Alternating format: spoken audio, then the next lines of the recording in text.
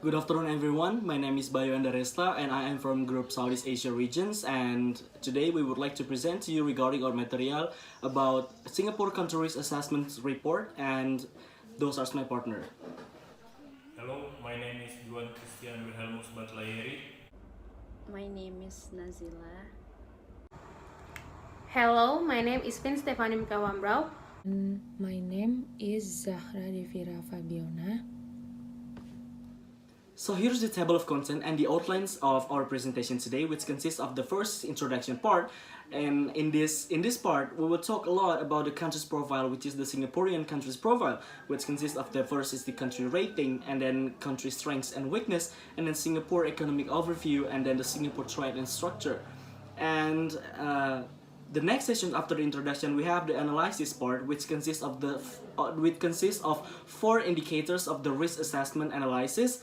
We separated this indicator into four different indicators. Start from the social welfare indicator, which consists of the Singapore levels of employment rate, and then Singapore level of society health, and then Singaporean levels of educations, and then the family, social integration, and working in Singapore. And the next risk assessment is the risk assessment according to the macroeconomic analysis, which consists of the Singapore currency strength and stability, and then the stocks markets, and then the commodity prices, and retail sales and production manufacturing statistic. The next assessment is about the government's and transparency indicator, which consists of the transparency of the government policy making, and then the corruption rates in Singapore, public accountability. In these terms is government transparency on the state budget, and then the government system on how the local government running the state.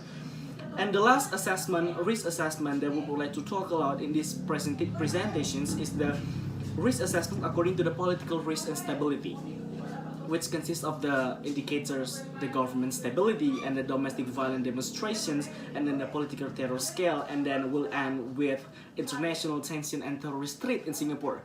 After all the presentation, the introduction part, and the analysis, we will end this presentation with conclusions, and we would like to link every single thing that we already talked in this presentation in the ends of this presentation part. First, I'm going to explain about Singapore country's profile. So, Singapore is a global financial and economic center that aside the strategical important Malacca Strait and South China Sea meeting point. Singapore is one of the ASEAN tiger, and also Singapore is the first free port in the region. The current population of Singapore is 5,847,904. Singapore is a multicultural country with ethnic Chinese, Malaysia, and ethnic India. So the next is country's rating. Singapore's economic is growing over the year by 1.0%. Singapore has been ranked among the free economic in the world, and Singapore got the first position among other 42 countries in ASEAN Pacific. The Singapore economic struggles in 2019 because of the trade war and the down cycle in electrician. So I will explain about this. So the GDP per capita of Singapore is 16,387,068 USD. And then, like you can see here, this is the GDP growth of Singapore over the year, which is on 2017 is 30.7%, and on the 2018 is 0.5%. That's the growth. And on the 2019 is 1.0%. So next is Singapore's strength and weakness. So the first I'm going to explain about the Singapore strength. The first is strong infrastructure, institutions, and high equality of governance officials. So, in ASEAN, Singapore is a bright example of a nation that has delivered infrastructure of world class. It is known for its infrastructure of airports, port, road network, housing, sanitation, and info communication. So, according to the World Economic Forum, a global competitive index for 2017 to 2018, Singapore holds the second spot global in the robustness of infrastructure. Singapore's ability to renew itself by focusing on the digital or smart infrastructure, such as autonomous private vehicles, or urban transportation, is also the result of focused collaboration between a governments willing to fund major projects that private sector. Next is the expense of industrials, buildings, and job. Singapore's largest industries by far is the manufacturing sectors, which contribute 20% to 25% of the country's annual GDP. One of the biggest industries in Singapore is financial service. Singapore is considered as a global financial center due to the excellent financial service offered by their banks and other financial institutions. So, the Singapore governments want to achieve their goals to be the global leader in the wealth management by to achieve their goals. The government is going to develop leader in the wealth management. To achieve their goals, the government is going to develop relevant areas such as buildings, private market, funding policies, and will allow firms to assess investors, increase the bankability on infrastructure project in Asia. So the next is strategic position on the heart of the South is ASEAN. Singapore is located at the heart of South Asia. Singapore is well placed to serve the fast growing market of the ASEAN Pacific. Financial instructor in Singapore also trade around the outlook with ASEAN Pacific, as well as European and American centers, making Singapore is a significant hub for 24 hours trading in foreign exchange and securities. Singapore is growing to be a strategic link and important gateway for an investor. Next is stable political system and effective political making. So Singapore uses simplified version of the legislative system at Westminster. Every parliament set up for up to 5 years maximum. It's kind of the same to Indonesia. So on 11 September 2015, the last general election was held since 1959.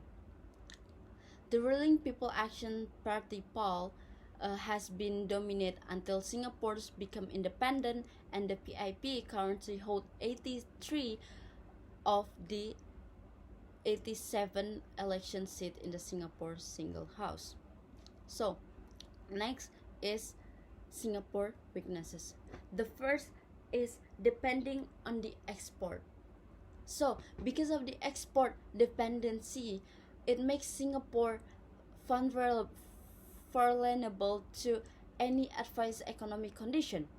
Expense in other parts of the world in which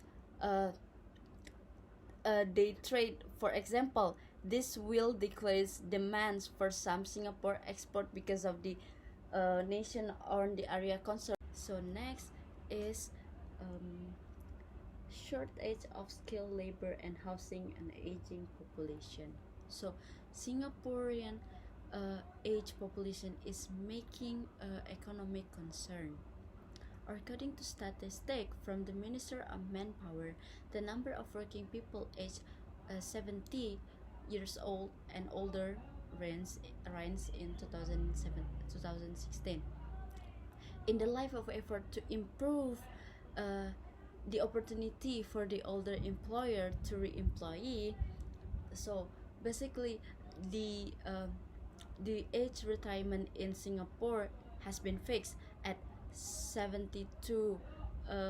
For the past 2 decades, employees are legally obligated to offer re-employment to eligible Singapore worker. The national re-employment age in 2017 is ranged to 65 to 67.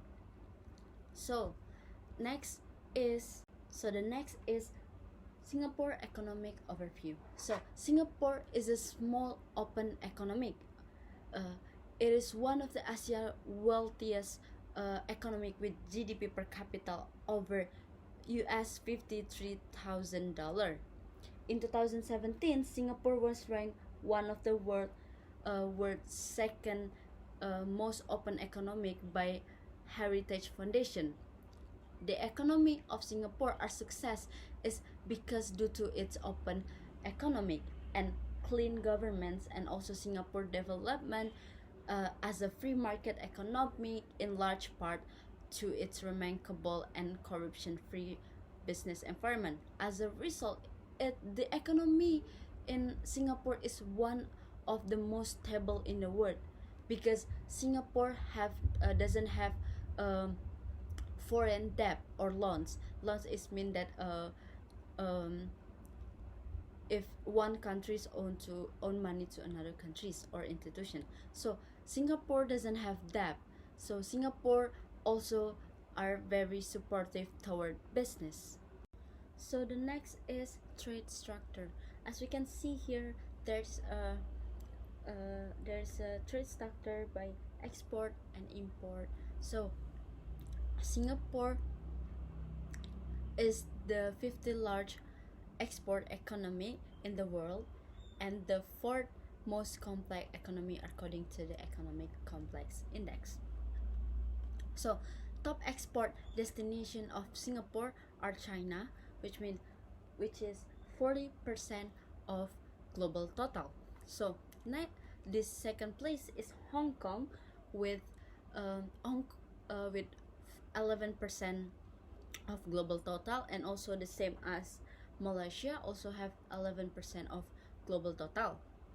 And then the fourth is Indonesia for 8% of global total, and below Indonesia there is United States, which only have 7% of global total. So and then the next one is the import.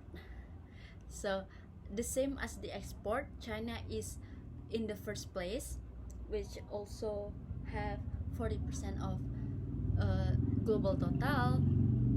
And then below China there is the United States with 11% of global total, and the next is Malaysia, also have 11% of global total, and then Taiwan 8% of global total, and then last one is Japan with 6% of global total. So 72.5% of Singapore export by value were delivered to fellow ASEAN countries, while 10.1% were sold to imports in Europe. Singapore shipped another 9.5% worth of goods to North America. If we given Singapore population of 5.7 million people, its total is $319 billion in 2019 export. So the first one is risk assignment according to the social welfare indicator. So in the beginning, per capita income is used to measure the level of welfare of a country's society, because it can be described the rate of development of the welfare level of various countries. But in its development, per capita income that is used to measure the level of community welfare has many weaknesses. Therefore, per capita income, which is considered as a measure of welfare, does not describe the composition of age, distribution of community income, composition of national income, expenditure patterns, change in the state of unemployment. Prosperity in socio-economic development cannot be defined solely based on materialist and hedonic concept. So, but it also includes humanitarian and spiritual goals. Now, Singapore level of employment rate. If we talk about this, of course, we are directly talking about human resource. Jobs in Singapore, including the development and planning of Singapore workforce, are under the jurisdiction of the Ministry of Manpower Singapore. As for other matters related to employment, such as international talent promotion, labor relation, management of foreign workers, welfare and employment service, are also directly responsible by the ministry. With an area of 719.1 square kilometer with a total population 5,535 million in 2015. The population consists of 3,902 million residents are Singaporean and permanent resident of Singapore, and the rest are non-resident. Singapore has a population density of 7,697 people per square kilometer, making it the third most population country in the world after Monaco and Macau. Singapore, with an area that is not so big but with a largest number of population and limit natural resource into a country that is very dependent on its human resource. However, it should be underlined that the majority professional workers in Singapore are not from the Singapore native people, but from another country. But Singapore can be said to be a highly developed country in field of technology and business, and this is recognized by the international world. Then, in conclusion, the level of work in Singapore is at a quite high level because human resources are needed. And now we talk about Singapore level society health. Discuss about this matter, then please know that health insecure in Singapore is under the full responsibility of the Singapore Department of Health and can be said to have an efficient and extensive health system. And during this process, the government program to type public health insecure include health program, such as MediSafe. What is MediSafe? MediSafe is a program that functions as a national medical and cover around 18.5% of all Singapore. Through the MediSafe system, citizen and permanent resident contribute 16.5% until 9% of their monthly salary to their personal account to cover future personal health or immediate family needs, including surgery and some outpatient costs. And with this program, every community can easily get the best healthy care. And through this program, not only certain people who enjoy it, but also every group, and it needs to be known regardless of government's responsibility. Is it also takes public awareness to participate actively in contributing to its program, one of which is recommended by the government by paying MediSafe payment dash. So now we talk about Singapore level of education. Education in Singapore managed by Ministry of Education, where job control the development and administration of public school funding by the government and become advisor and supervisor of private school. They have various in curriculum finding assistance from the government institution, fees for student and admission selection policies. The budget for education is usually around 2,000% of the annual state budget, which uses subsidy state education and private education for Singaporean, as well as to fund the EduSafe program. Singapore education system is based on the idea that each student has unique talent and interests. Singapore uses a flexible approach to foster the potential development of students. Center of Excellence in Education Singapore, Center of World Education. Over the year, Singapore has evolved from a traditional British style education system to an education system that aims to meet individual needs and develop talent.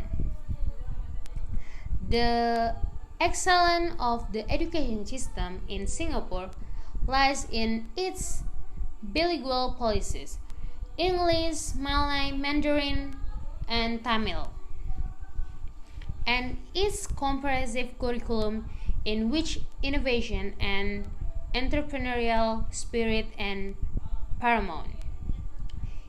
Individual demonstrates talent that are related to one another and the ability to survive in an environment full of competition. Prepare for a bring their future. The education system in Singapore consists of four main institutions. The first one is government funded and independent school of elementary and secondary school. Second is local university, polytechnic education, and technical institution for post-secondary education. The third is private school for primary and secondary education. And the last is school with a system from abroad and foreign, or international school.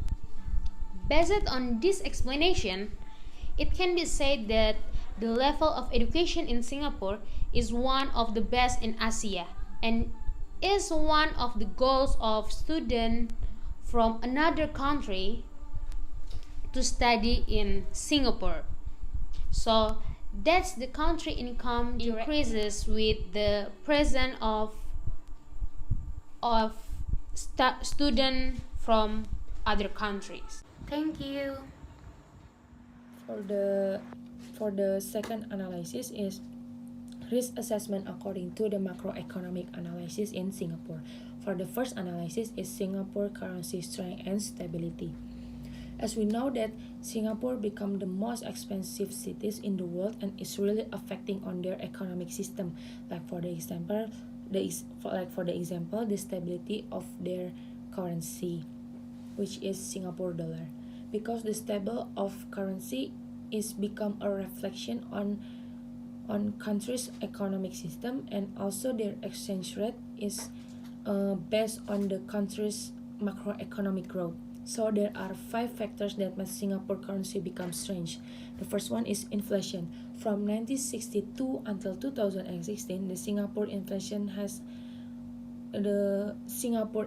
rate is only 2.69%, and it made Singapore become the country who has a low level of inflation.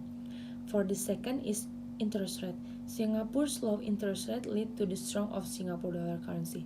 So the central bank set their interest rate, and it's really affecting on customer and investor behavior on the borrowing money. Like for the example, if the Singapore economy on the low level on the weakness or on the weakness position, the central bank will set the interest rate at the higher position, so the customer or the investor will be think twice on the borrowing money.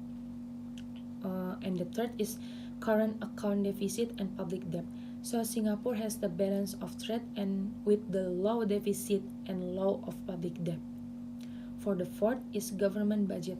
The government budget surplus has the impact to the currency exchange rate. And the fifth is political and economic stability performance. Because of the political and economic stability performance, it made the investor become attractive to do the business in the Singapore. So it really caused the rise of Singapore dollar. And then the Singapore's GDP growth in 2017 is 3.7%, and Singapore's GDP per capita is 91.7 billion US dollar per December 2019. And the Singapore exchange rate, which is Singapore dollar and Indonesian rupiah, is around 11,100 and 1916 on 10 April 2020. So it proves that the Singapore dollar is the strong exchange rate. It proves that the Singapore dollar is the strong currency and it has the power and strength in the world. And then Singapore is relying on the trading activities, especially on the export activities. So it made the Singapore economic system become stable since the 1960 until now. Why Singapore is relying on the trading activities? Because they operate the largest and the busiest transshipment in the world. So for the second analysis is the Singapore stocks market. In 2017, Singapore became the most open economy by the Heritage Foundation, which is Index of Economic Freedom. And also in 2012, World Bank stated that the Singapore become the second country that have the easiest place to do the business. So Singapore has 600 million US dollar stocks. It is because there are a lot of foreign companies are listing on Singapore stocks market. According to the President Director of Indonesia Stock Exchange, Tito Sulistyo, there are a lot of foreign company that listing that listing in Singapore Stock Exchange, especially China's company.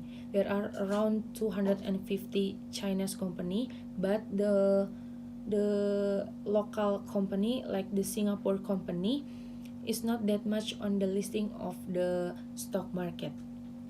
So there are several reasons why foreign companies decided to do the investment in Singapore stock market. The first one is no capital gain tax, and the second is free flow of capital and information, and the third is transparent government policy and high political stability, and the fourth is Asia's most international exchange with more than 40% foreign company.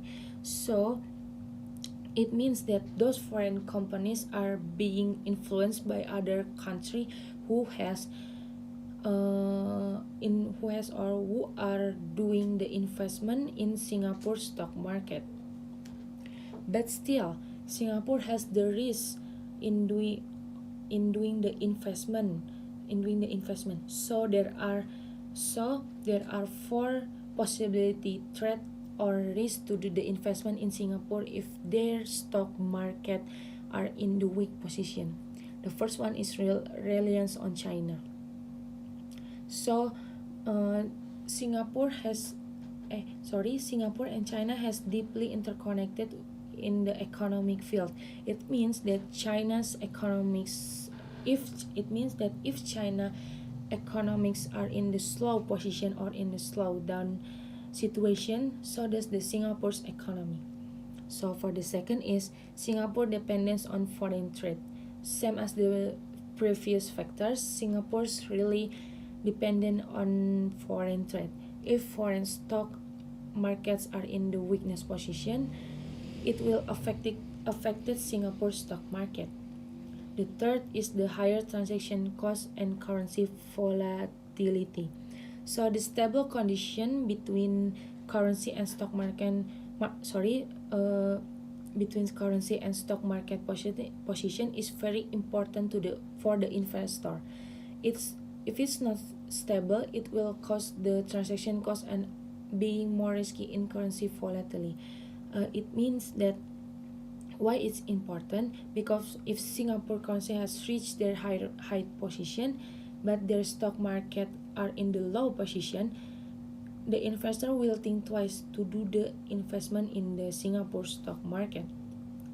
And then the fourth is high taxes on alcohol, tobacco, automobile, and petroleum products.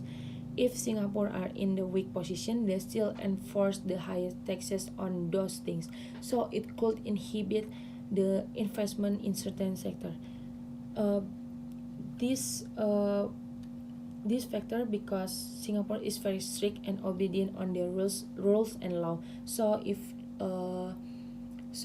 they in the low position, they will still apply those rules and regulation, like for the example high taxes on alcohol, tobacco, automobile, and petroleum products. So here's the data from the Singapore Exchange stock market and ASEAN market capitalization.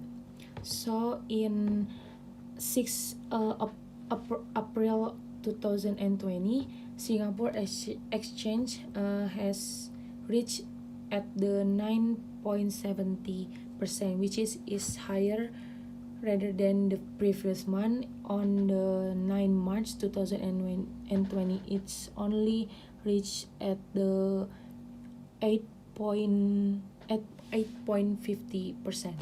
And also the ASEAN market capitalization,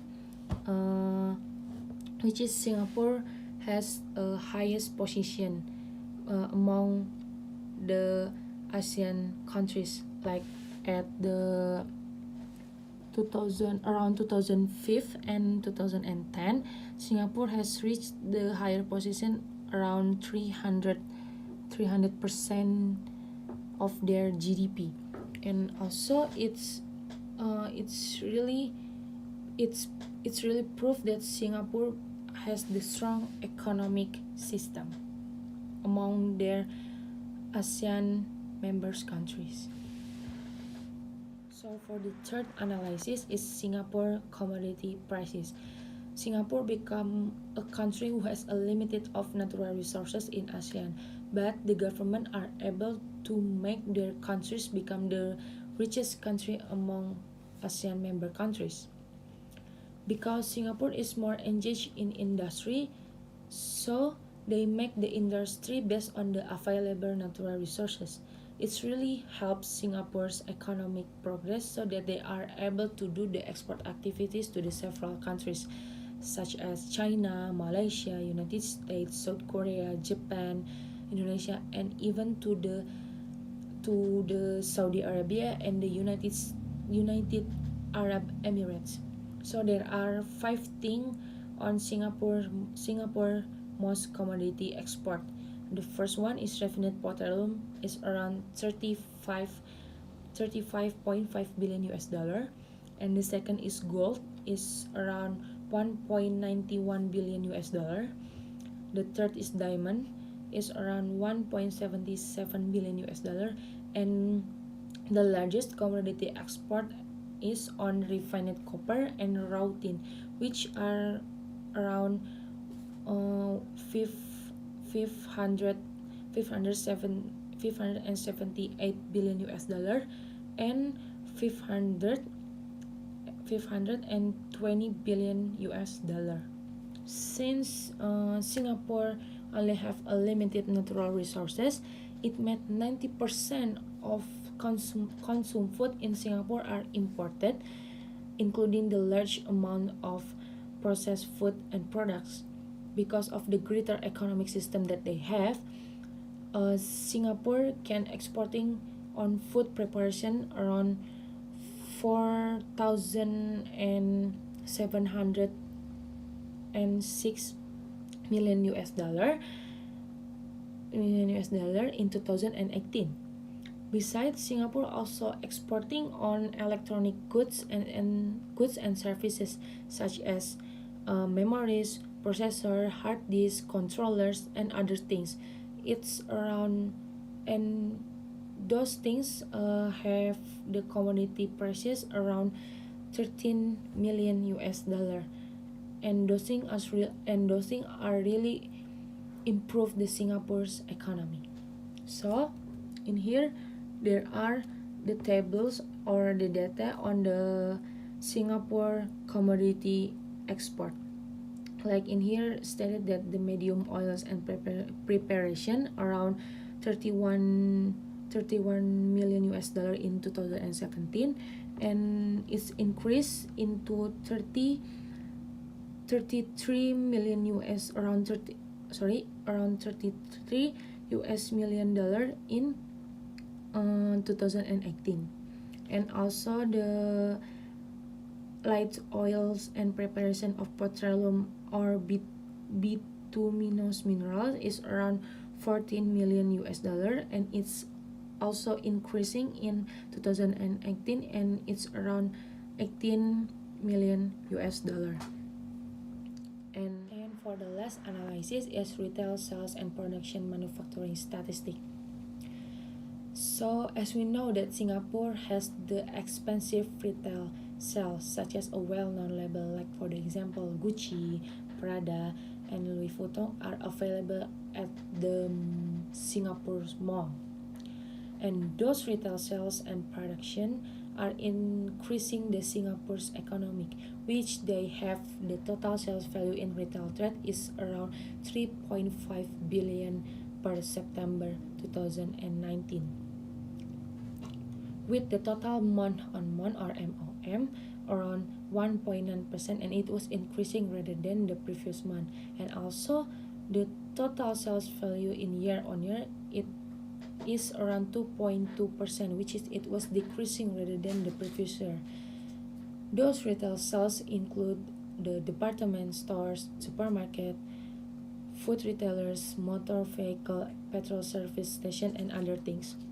And the second is the total sales value in the food and beverage services, which is around 882 billion, with the total month-on-month or MOM around 0.4%, and it was increasing.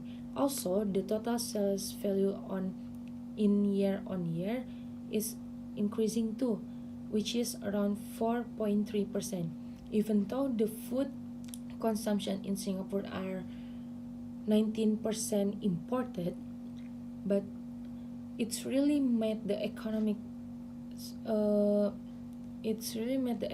increasing to the retail sales in food and beverage, like for the example in the restaurant, fast food outlets, cafe and food court, and food caterers.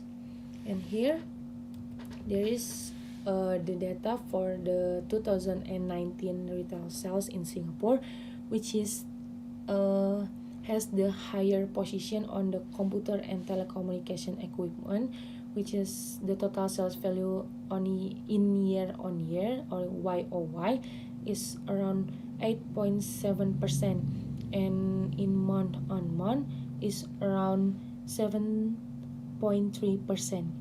And also on the department store, the total sales value in year on year, also in the month on month, is decreasing, which is around 1.2% and 4.5%. Now I will explain about the risk assessment according to the governance and the transparency indicators. So first is the transparency of the governance policies making. So like we all know that Singapore, the Prime Minister in Singapore is Lee Hsien Loong. So this Prime Minister is the one of the Prime Minister who is clean in determining policies towards these peoples.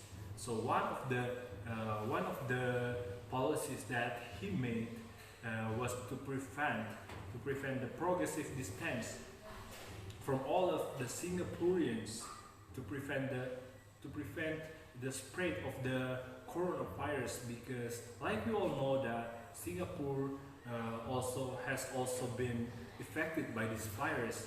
So after he made these policies, the policies was then informed to all of the Singaporeans, and all of the Singaporeans respond or respect well by community and carry out these policies. So the second is the corruption rate. So Singapore is the country with the lowest level of corruption. Because of the lowest level of corruption in 2020, in this year, Singapore is among the top 5 of the country that the low level of corruption. And also in this year, Singapore became a country in the lowest level of corruption in Asia region. So based on the number of reports received by the corruption practice investigation bureau, we can see in the diagram that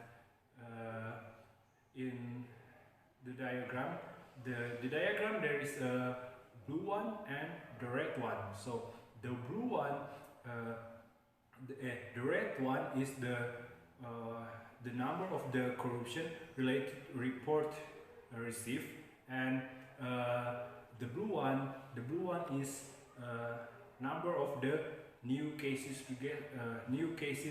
registered. So in the diagram we can see that the number of the corruption cases in Singapore has decreased until 2008. We can see that the number of the report received is 358. So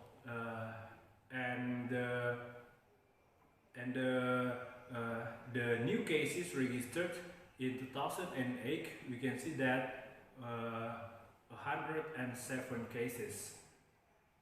It means that the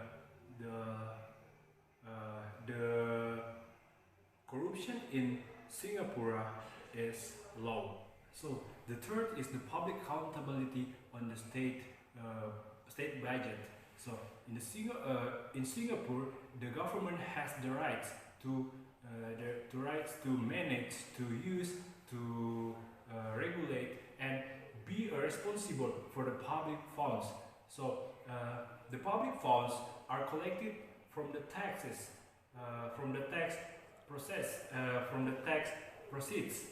So in the use of the public funds, the government must use in it, must use it in accordance with the wishes of the parliament, and in its uses must be effective and appropriate without any excess. So the government, the Singapore government expenditure in January 2020, we can see in the diagram, in the 2020 diagram, more high than others. Because why? Because in 2020 was the highest expenditure with the number 12,634.3, while the Singapore government's expenditure was the best, was the lowest with the number 833.20. So the public financial management has played an important role in Singapore economy success. Plus is the government system on how the government running the state. So in the Singapore, the system in Singapore divided into three: is legislature, executive, and judiciary. So legislature consists of the president and the parliament. Executive consists of the cabinet minister, and the judiciary consists of the judges and the court of law. So how does it work? So they works based on their respective field. So legislature work to make the state law. The executive work to implement the law. The judiciary work to implementing the law through the court. In Singapore, the prime minister is the head of the government, and the president is the head of the state.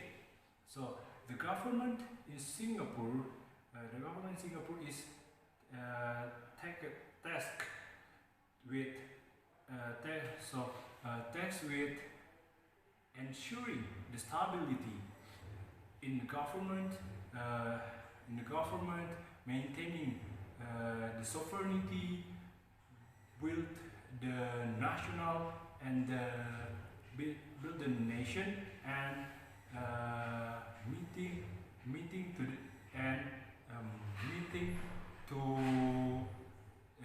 the needs of the people.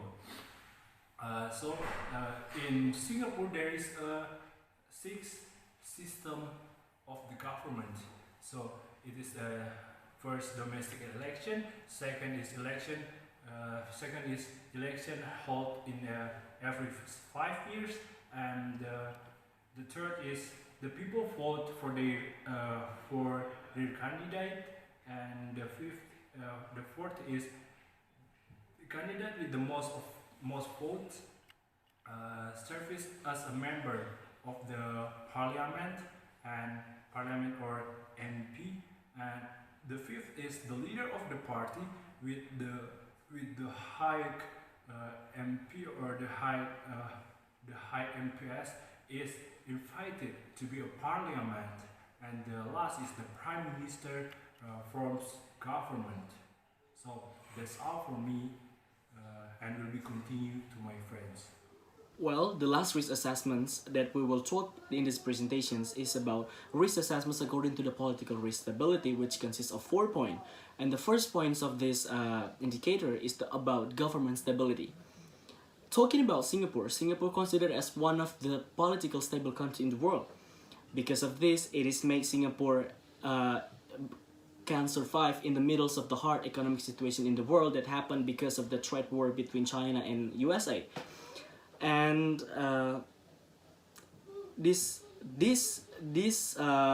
stable government could impact it to the good governance and good economic integration inside of Singapore itself. And according to the World Bank data that have been measured, the levels of the stability of the Singaporean government and political, that they have been working on it since the 1996 until 2018. They found out if the Singaporean by using the measure scale, minus 2.5 means weak until 2.5 means strong. As the result, along with the data that they have been researched on it, they found out if the Singapore levels of the country stability and political risk stability is attached around 1.55 on the latest of 2018. It is mean the stability of the political and government system in Singapore is working good.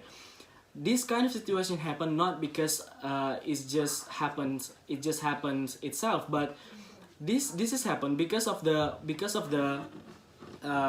governments of Singapore, the parliament in Singapore is working hard and properly to ensure all the people can enjoy the basic needs of the Singaporean needs itself. And because of this, it is make the people satisfied then make less possibility to the people to create unstable governments and political stability maneuver.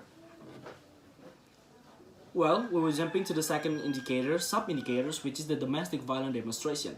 Still in the same fields where the Singapore considered as a stable political countries in the world, and it is create the last domestic violence against violent demonstrations among the people, and a lot of demonstrations in Singapore happens is different with the context of domestic violent demonstration.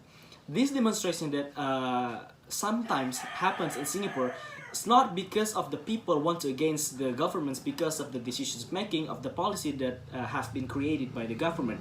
It is because a lot of cases outside of the government performance, such as the issues of the immigrants, violence against women and men and child issues, and many other issues that could be increasing the tensions among the Singaporean people. But it is, once again, it is not because of the failures of the government to ensure all the needs of the people and then creates a domestic violent demonstration against the government itself. Well, ladies and gentlemen, we'll jump into the next sub-indicator in the risk assessments according to the political stability indicator, which is the political terror. Talking about the political terror, it could be same translated into a terrorist threat, but in a different pattern. Maybe some of you and some of us know about the terrorists itself is the group of people, of the citizens who have a different pattern, ideology, and understanding towards the sovereign government. And in this context of terrorists, the common context of terrorists that we know, the terrorist itself, the action that have been taken by this terrorist group is to separate the people inside the country and make the hard situations inside of the country and in the civil society. And also in the context of the terrorists itself, some of us maybe recognize of the violations of the terrorists and the action that have been taken by terrorists is a part of the sometimes related into human rights violations, because the action that have been taken by these radical people, they kill people, they make ruin situations inside of the country and inside of the city. But in the context of the politics, there is a terrorist threat and a group of people that trying to ruin the system of the governments in the central authority, which is called as the political terror. It is the same with the common principle of the terrorist itself, but in a different pattern. As I said before, as I said in the previous and in the earlier, the political terror it happens in the political way or in the political environment where one the group of people want to get a more power, then they make a political terror to get what they want. For example, in the government system, if we want to compare the political terror in Singapore with Indonesia, it's quite different far, because if we want to take Indonesia, then we could take an example when the general elections back at the last year, where Indonesian people are separated into two groups, which the supporter of Jokowi and the supporter of Prabowo, and this political terror happens because two groups of people want to get the power in the government's official system. But difference in Singapore, according to the States Act .uk data, the government system and clear transfer of power system in Singapore that brought Singapore to the last political terror scale. We all know that Singapore got that independence on 9th of August in 1965. Since at the time, there is less recognized case of the political terror that have been happening in Singapore because of the clear process transfer of power inside of this government's body. We all know since the first Prime Minister of Singapore and until the currently Prime Minister, which is Lee Hsien Loong, the process of the transfer of power in Singapore is good because the system that they applied in this country is the regime. Means the main power holder in this one country will legacy his authority and power to the next generations of itself. And since of the good government system and clear transfer of power system in this country, there is less recognized of the political terror scale that have been recognized in this country. Well, the last indicators is the international tension and terrorist threat in Singapore. Still the same with the other country in the world, in the rest part of the world, terrorism and terrorist attack and threat, it could be one of the main major problems in this country. Also, the Singapore, the terrorism threat, it also happens in this country. Like Indonesia, Singapore also have the group of ISIS that have a potential to threat the stability and the security of the country, and then they have Jamaah Islamiyah or JI and Al Qaeda AQ are regrouping in Southeast Asia. And there's a lot of the radical groups in Singapore that have been recognized as the forms of the terrorist threat to threat the security and stability of the country. But the international tension of Singapore that have been recognized is less. We all know that Singapore is a small country which they have a small territory, they have a small territory of sea and water, oceans, and also the earth. Because of this, it is make Singapore is rare to make a conflict with another country in terms of the border problem, for example. And then there is rare to hear if Singapore make a problem with another country and fighting each other to get towards something. It is because of the good government system, because of the enough supply from the government to ensure all the people get the basic needs of human, and then the cleverness of the government to maintain the economic inside of the country works in accordance to the principle that they want. It is make Singapore rarely heard that making a hard contact with another country in terms of international tension. And it is quite good with Singapore in the upcoming year that all the indicators that we have explained to you before, we will link it in the conclusion part after this. Well, ladies and gentlemen, we arrive in the end session of this presentations, which is the conclusion part. In conclusions, after all risk assessment that we have explained to you before about Singapore, start from the well-maintained social welfare inside of the country to the society condition, and then a moderate to stable macroeconomic conditions, and a well-maintained government transparency to the people in terms of everything, start from the state budget, transparency to the policy making, the implementations of the policy itself, until the last international tension that happened involving Singapore in world politics stage. But after all this good side of the Singapore risk assessment, there is also a bad situation that currently happening and facing by Singapore, which is the same with another country in another part of the world, which is the terrorist threat or terrorist attack.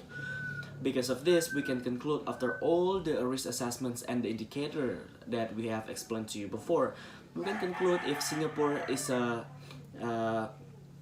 less to moderate risk country in terms of maintaining its economic growth and international business stability by using 4 indicators that we have been explained to you before in the previous slides.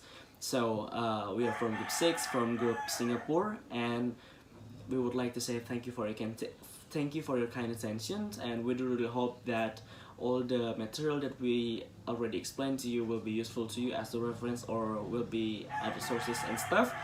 And thank you for your kind attention and have a great day.